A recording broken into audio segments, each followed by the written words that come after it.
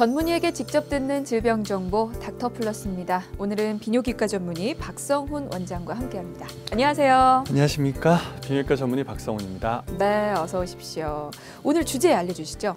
예, 오늘은 이제 중년 이후의 남성들을 진짜 심하게 괴롭히는 질환 중에 하나인 전립선 비대증에 대해서 말씀을 좀 드리도록 하겠습니다. 네, 알겠습니다.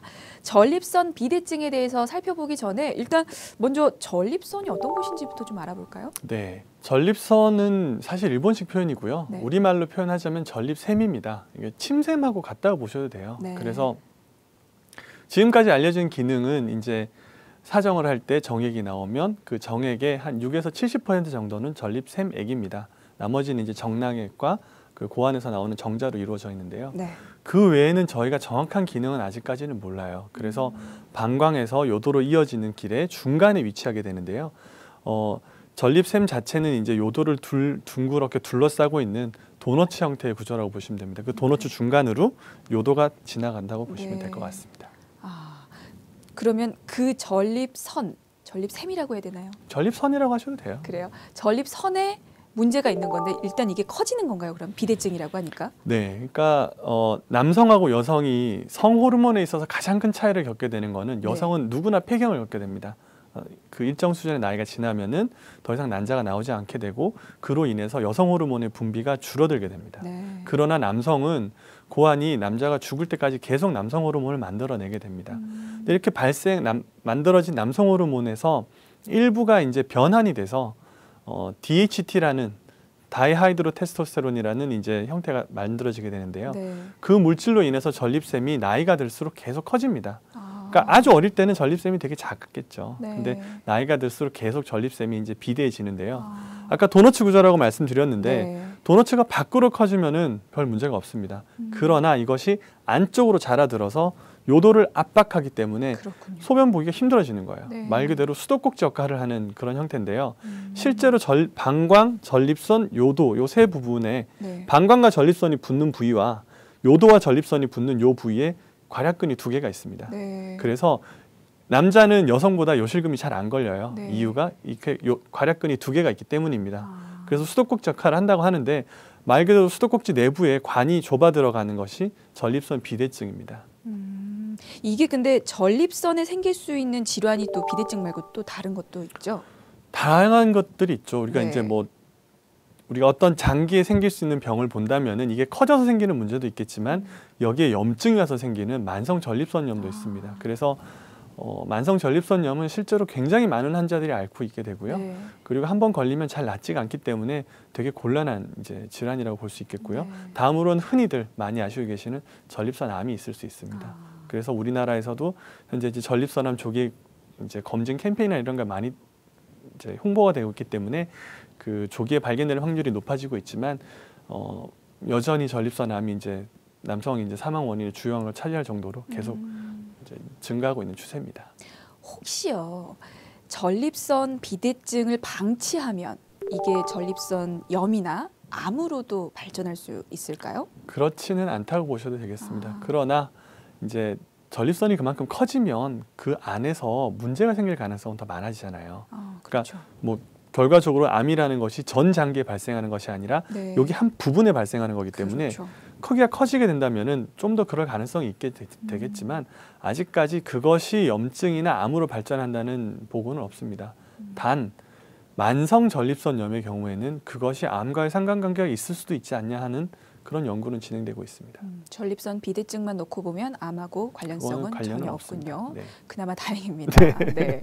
전립선 그럼 비대증의 밝혀진 원인은 어떤 게 있을까요? 비대증의 원인 일단 유전적인 영향이 유전적인. 제일 크겠고요. 네네. 두 번째는 이제 아까 말씀드렸지만 남성들은 누구나 다 이제 거세를 당하지 않는 이상 고환이 계속 있기 때문에 네. 거기서 발생되는 남성 호르몬 때문에 네. 생긴다고 보시면 됩니다. 그 전립선 자체가 비대증이 약간 좀 모호한 개념인데요. 전립선 비대증하고 배뇨 증상하고는 별개예요. 대부분 환자분들이 전립선 비대증을 앓고 있다고 하시지만 네. 전립선이 그냥 커진다고 해서 환자한테 문제가 생기진 않아요. 아까도 말씀드렸지만 밖으로 커지는 건 도너츠 밖으로 커지는 건 문제가 안 됩니다. 네. 그러나 안쪽으로 자라 들어간 것만 문제가 됩니다. 네. 그래서 전립선은 큰데 안쪽으로 자라 들어가지 않는 경우가 있어요. 네. 그럼 환자가 불편함을 못 느끼겠죠. 전립선은 사이즈는 작은데 네. 안으로 자라 들어간 경우가 있어요. 이러면 환자분들이 배뇨 증상을 심하게 느끼게 됩니다. 그렇기 때문에 전립선 비대증이라는 이제 말은 사실은 그걸로 인해서 모든 질환이 생긴다고 보시는 거는 좀 곤란하고요. 네. 전립선 비대증이 있는 환자에서 하부요로 증상, 배뇨 증상, 그러니까 소변이 자주 마렵고 봐도 시원치 않고 밤에 깨게 되고 급하고 이런 것들이 생기면 우리가 치료를 해야 된다고 보시는 게 맞겠습니다. 그러면 문제가 생기면 그때 치료를 받는 거지 이제 밖으로 커져서 문제가 안 생기면 그거는 치료하지 않아도 괜찮은 건가요? 그 자체로는 문제가 되지는 않습니다. 그래요. 네. 알겠습니다. 근데 이게 중년 남성들을 괴롭히는 질환이라고 초반에 설명을 해주셨잖아요. 네네. 그렇게 소개를 해주셨는데 그러면 이게 중년 이후라고 하면 이게 노화와도 관련이 있습니까? 아무래도 이제 나이가 들기 전에는 남성 호르몬이 많이 나오질 않잖아요. 네. 그래서 남성 호르몬이 꾸준히 노출된 전립선에서 발생하는 거기 때문에 노화의 연관성은 당연히 있다고 얘기할 수가 있습니다. 그렇군요. 그래서 전립선 비대증으로 인해서 하부요로 증상을 앓을 확률은 나이랑 똑같다고 보시면 돼요. 20대 환자는 20%, 30대는 30%, 40대 40%, 50대 50%, 60대 60% 계속 그렇게 똑같이 올라간다고 보시면 됩니다. 네. 그래서 나이가 들면은 이제 점점 그렇게 경험을 하게 되는 환자 수가 많아지는 거죠. 알겠습니다. 이게 그러면 나이가 들면 정기 검진을 받는 게 좋겠네요. 그럼요. 이게 전립선 비대증하고 전립선 암과의 상관관계는 아직까지 뭐 명확히 밝혀진 바 없습니다만은 네. 나이하고 전립선암의 관계는 확실하게 있거든요. 나이가 많을수록 전립선암이 훨씬 더 많이 발생합니다. 네. 사실 옛날에 우리나라에 전립선암이 적었던 이유는 평균 수명이 짧아서 그랬을 거예요. 왜냐하면 전립선암이라는 거는 대부분 고령 환자에 생기기 때문에 평균 수명이 낮은 나라에서는 특히 잘 발견하기 어렵습니다. 네. 그러나 대표적인 게 이제 미국이나 우리나라 같은 경우인데요. 이제 평균 수명이 증가하게 되니까 네. 전립선암 발병률이 늘어나는 겁니다.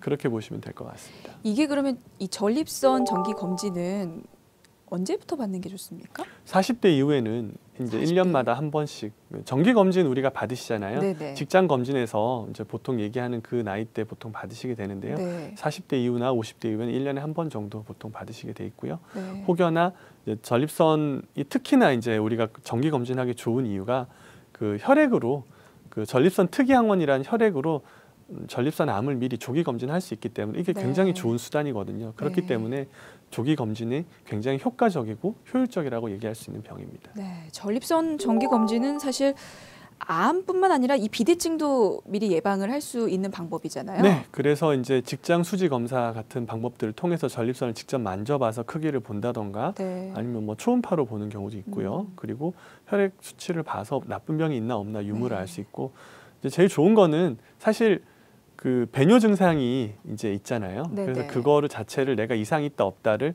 의사와 상담을 해서 당신은 문제가 있다 없다 이렇게 판단을 받는 것도 좋은 방법이기 때문에 조기 검진은 특히나 중요하다고 볼 수 있겠습니다. 네, 정기 검진은 뭐 아무 이상이 없고 불편이 없는 분들도 받으면 굉장히 좋을 텐데 사실 이 비대증은 문제가 있을 때 이제 정말 불편하기 때문에 네네. 반드시 병원을 찾아야 하는 거잖아요. 그렇죠. 어떤 증상들이 나타나면 이제 병원을 반드시 찾아야 하는 건가요? 전립선 비대증으로 인해서 네. 이제 요도가 폐색이 돼서 요도가 좁아져서 나타나는 증상들이 대부분이고요. 네네. 두 번째는 전립선이 커지면서 방광 쪽에 방광 경부, 방광과 인접하는 부위를 자극을 하게 됩니다. 네. 누르게 됩니다. 그래서 방광 자극 증상과 그다음에 요로 폐색 증상이 이제 주를 이루게 되는데요. 네. 대표적인 표현들이 옛날 같지 않다. 뭐 소변 나가는 것이 옛날처럼 시원하지 않다. 봐도 시원하지 않고 보고 나도 여전히 남은 것 같고 네. 끝나고 난 뒤에도 몇 방울 잔뇨가 남고 그다음에 자주 가게 되고 그리고 급하고 그러니까 어디 그러니까 아까 괴롭힌다는 표현을 썼는데 네. 정말 밖에 나가면 길거리에 나가면 화장실부터 찾아요. 급하니까 그런 증상들이 생기고요. 그리고 잘 참지 못합니다. 그렇군요. 그런 자극 증상과 마지막으로 제일 곤란한 야간뇨. 자다가 이제 2번, 3번씩 깨서 화장실로 가는 거죠. 그런 문제들이 생깁니다. 혹시 성 기능이 좀 떨어진다든지 이런 문제는 없습니까? 정확하게 전립선 비대증 환자에서 성기능이 떨어진다는 보고는 없는데요. 네. 다른 연구가 좀 재미있는 연구는 전립선 비대증만 치료했는데도 성기능이 좋아지는 환자들이 꽤 있어요. 아, 있어요? 그렇기 때문에 분명히 전립선 비대증이 성기능을 저하한다는 그런 연구는 없지만 네. 역으로 우리가 유추해 볼 수 있는 건 전립선을 제대로 치료를 했을 때 성기능이 좋아지니까 어느 정도 상관관계가 있지 않을까? 관련이 있을 것이다. 예, 추측은 해볼 수 있을 것 같아요. 그렇군요. 알겠습니다. 지금 전립선 비대증에 대해서 살펴보고 있는데요. 이게 그럼 치료법은 있습니까? 네, 전립선 비대증은 굉장히 이제 옛날부터 우리가 치료법을 열심히 찾아보게 된 질병 중에 하나입니다. 네. 그래서 뭐 약물 치료, 대표적인 약물 치료와 네. 수술적 치료가 있을 수 있겠습니다. 네. 그래서 전립선이라는 거는 그 자체가 섬유와 근육으로 이루어진 조직입니다. 그래서 섬유근 조직이기 때문에 그것을 근육의 긴장을 늦춰주면은 소변이 좀 나가기가 시원해지겠죠. 네. 그래서 전립선뿐만 아니라 요도와 방광 쪽의 긴장까지 늦춰져서 소변을 시원하게 나가게 해주는 그런 알파 차단제 약물들이 있게 되겠고요. 알파 차단제 약물은 원래 예전부터 우리가 고혈압 약물로 많이 썼었어요. 왜냐하면 그 동맥의 긴장 톤을 떨어뜨려줘서 긴장을 풀어줘서 혈압을 떨어뜨리는 거기 때문에 똑같은 이치로 전립선 쪽에 긴장을 풀어줘서 소변이 편안하게 나게 해주는 거고요. 네. 치료 효과가 이제 평생 복용하셔야 되는 단점이 있긴 하지만 치료 효과가 좋은 환자분들에게는 굉장히 이제 좋은 약물이라고 할 수 있겠습니다. 약물 치료를 하게 된다면 이건 평생 먹어야 되는 겁니까?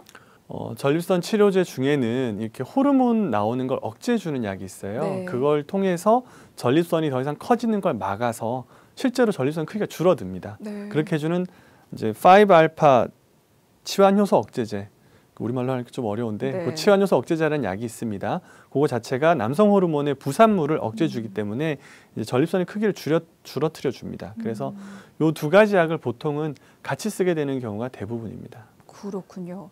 이게 근데 평생 먹어야 한다는 단점 때문에 차라리 수술을 받겠다 하시는 분은 없으신가요? 굉장히 많죠. 근데 이제 전립선 수술들이 우리나라에 지금 현재 이제 들어와 있는 수술들은 네. 대부분 전립선을 내시경적으로 잘라내는 방법들입니다. 아, 처음에는 예전에는 저희가 이제 내시경으로 이렇게 잘라내고 이런 방법들이 없을 때는 진짜 그 복부 쪽에 절개를 해서 방광을 열고 들어가서 네. 전립선을 뜯어내는 수술들을 했었어요. 지금도 전립선의 크기가 뭐 150g 이렇게 넘어갈 때는 그런 수술을 하기도 합니다. 전립선 실제로는 한 20g, 15g 정도 되는 굉장히 작은 조직인데 네. 그게 뭐 150g 정도 되니까. 근데 지금은 이제 요도 내시경, 방광 내시경이 개발되고 난 이후에는 네. 내시경으로 잘라내는 안쪽에서부터 긁어내서 네.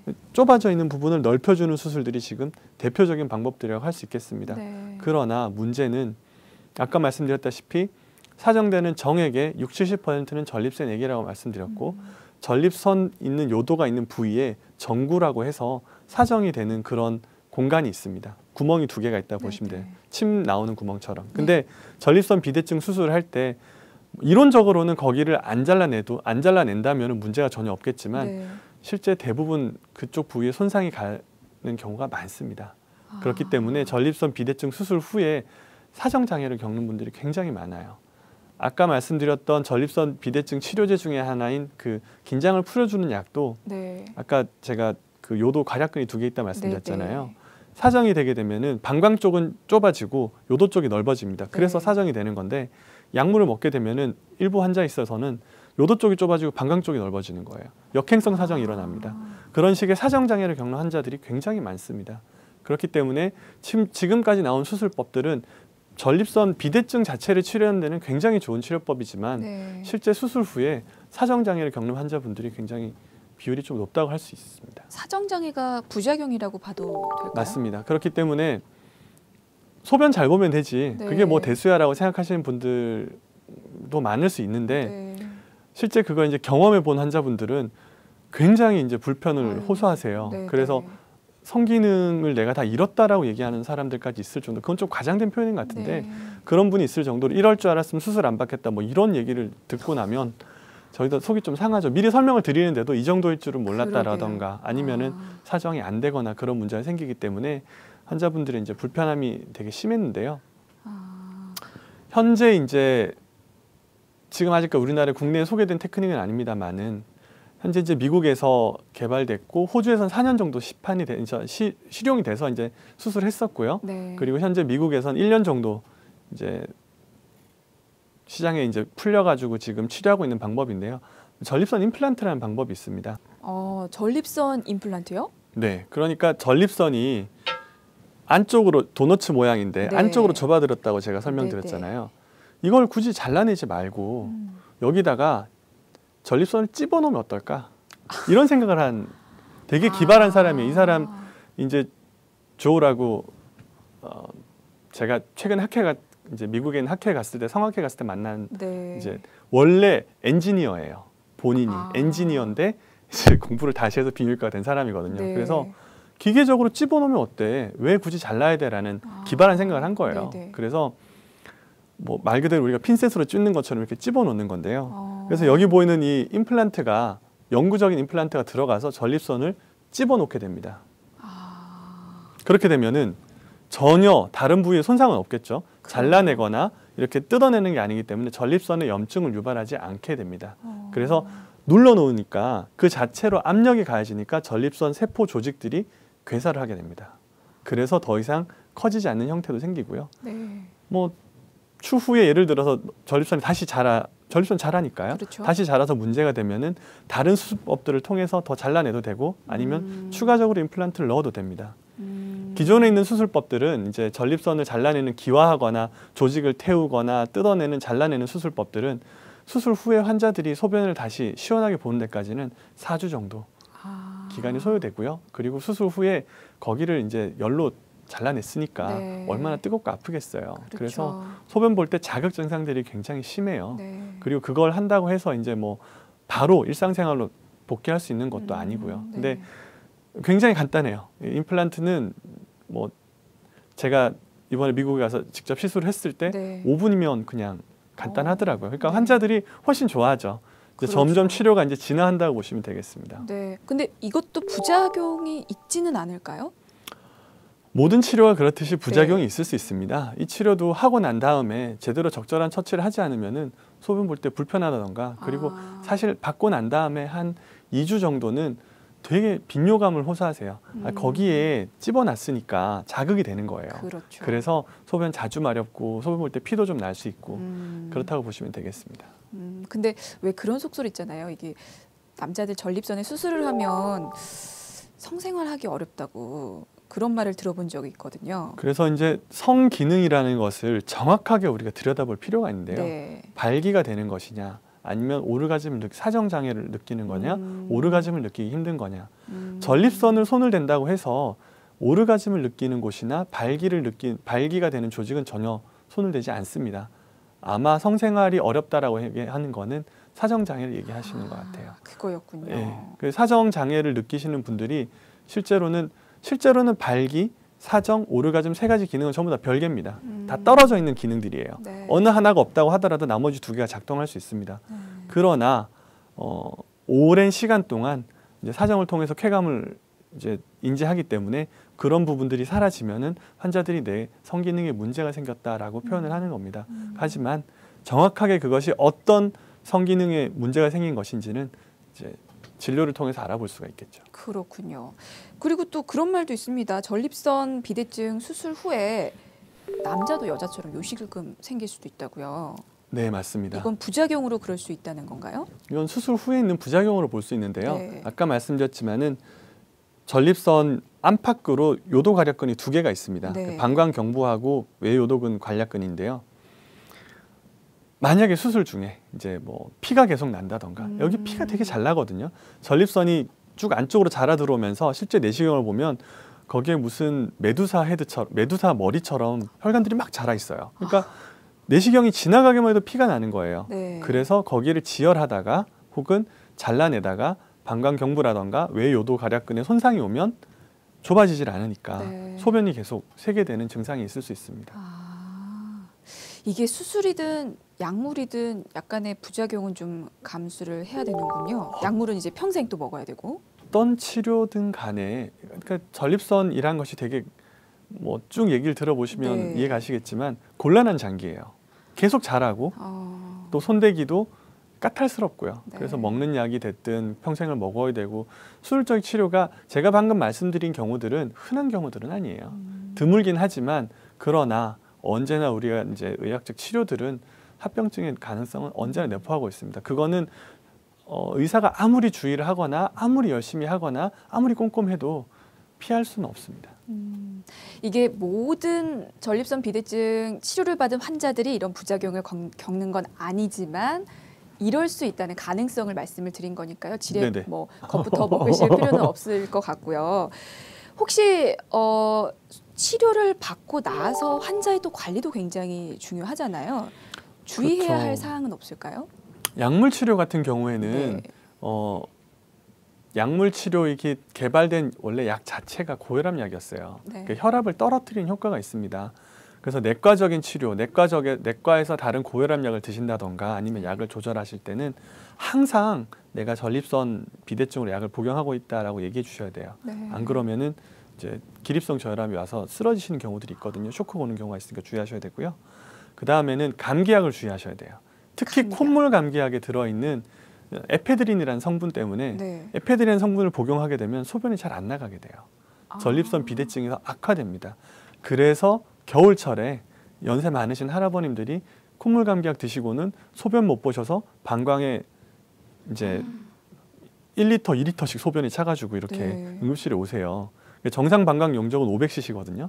그 2배, 4배 늘어나도 소변이 안 나가는 거예요. 전립선이 꽉 잡고 있으니까. 얼마나 괴로우시겠어요. 네. 그런 일이 있기 때문에 본인이 평소에 소변 보시기 불편했다거나 전립선 비대증이 있으시면 병원이나 약국 가셔서 감기약 드실 때 나 전립선 비대증이 있으니까 그거에 문제없는 약으로 주시오라고 하셔야 됩니다. 아니 감기약 때문에 그러리라고 생각도 못 하겠는데요. 종합감기약에 굉장히 많이 포함되어 있어요. 아, 성분이. 그래요? 네. 알겠습니다. 이거 꼭 기억을 해두셔야 될 것 같아요.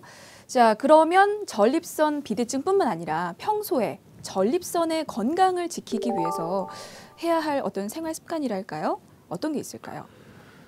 비뇨기과 방문해 보시면 저희가 입에 달고 사는 얘기 중에 하나가요. 네. 물 많이 드세요예요. 물. 예.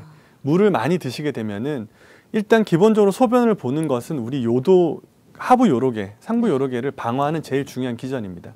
기계적으로 씻어내게 됩니다. 그래서 외부에서 들어오는 균이라든가 이걸 막아낼 수 있게 되고요. 두 번째는 실제로 소변이 나가면서 마사지 해주는 효과가 있습니다. 그렇기 때문에 이제 전립선 쪽이나 건강해지는 거고요. 사실 그리고 물을 많이 드시게 되면은 자주 일어나셔야 돼요. 화장실도 가려고. 그렇죠. 그렇기 때문에 실제로 오랫동안 앉아 있는 직업, 예를 들어 택시라던가 트럭 운전하시는 분들은 전립선 질환이 많이 옵니다. 전립선 네. 염이나 이런 것들이 오랜 시간 동안 하부에 전립선에 압을 가하니까 거기에 혈액순환이 잘 좋아지지 않게 됩니다. 그러면 당연히 문제가 생기니까 네. 자주 일어서서 다니시는 것이, 물 많이 드시고 소변 자주 보시는 것이 좋겠고요. 네. 그리고 또 하나 이제 중요한 부분이 성생활입니다. 그래서 주기적으로 보통 본인의 이제 라이프스타일에 맞게 사정을 주기적으로 해주시는 것이 침샘이잖아요. 결국에는 네. 침이 안 나가고 있으면 퉁퉁 불어서 아플 거잖아요. 똑같다고 보시면 됩니다. 주기적으로 사정을 해주시는 것이 전립선 건강에는 좋다고 보시면 되겠습니다. 그렇군요. 어떻게 보면 지금 말씀해주신 부분이 전립선 비대증의 예방법으로 봐도 될까요? 그렇다고 전립선 비대증이 예방되지는 않겠지만요. 그래요? 그 전립선에 다른 문제가 생긴 것들을 최대한 막을 수는 있겠죠. 예를 들어 전립선 비대증이 있다고 하더라도 좀 증상을 좀 더 줄일 수 있는 방법일 것이고 네. 이제 전립선 비대증을 막을 수 있는 방법은 사실 없어요. 그거는 시간을 거꾸로 돌리지 않는 이상 남성 호르몬이 계속 나오니까 네. 막을 수는 없습니다. 막을 수는 없지만 방금 말씀해주신 그런 생활 습관을 꾸준히 유지하면 악화되는 건. 다른 합병증들은 이제 충분히 우리가 좀 적게 만날 수 있겠죠. 네, 알겠습니다. 이게 노화됨에 따라서 어떻게 보면 모든 남성들이 겪을 수 있는 질환이니만큼 끝으로 우리 시청자분들께 좀 한마디 남겨주시면 좋을 것 같아요. 전립선 비대증은 사실 남자들이라면 나이가 들면서 누구나 경험을 할 수밖에 없어요. 그래서 이제 그냥 이게 내가 나이가 드니까 소변이 줄기가 약해지는 거구나 이렇게 생각하실 수도 있지만 실제로 정상적인 노화의 증상은 아닙니다. 그래서 나이가 드셨어도 90이 되셨어도 소변 시원하게 잘 보시는 분들도 있거든요. 그것은 이제 전립선 비대증에 대한 치료를 받아서도 그럴 수 있겠지만 미리 조기에 찾아내서 전립선이 문제가 더 악화되기 전에 전립선 비대증으로 인해서 생기는 다른 합병증들을 예방한다면은 아마도 환자분들도 훨씬 더 건강하게 지내실 수 있을 거라고 생각합니다. 네, 알겠습니다. 한마디로 그건 것 같아요. 전립선 비대증, 나이가 들면 자연스럽게 생기는 질환이려니 생각하실 게 아니고 치료 꼭 받아야 하는 질환이라는 거 명심하셔야 될 것 같습니다. 자, 지금까지 비뇨기과 전문의 박성훈 원장이었습니다. 말씀 감사합니다. 감사합니다.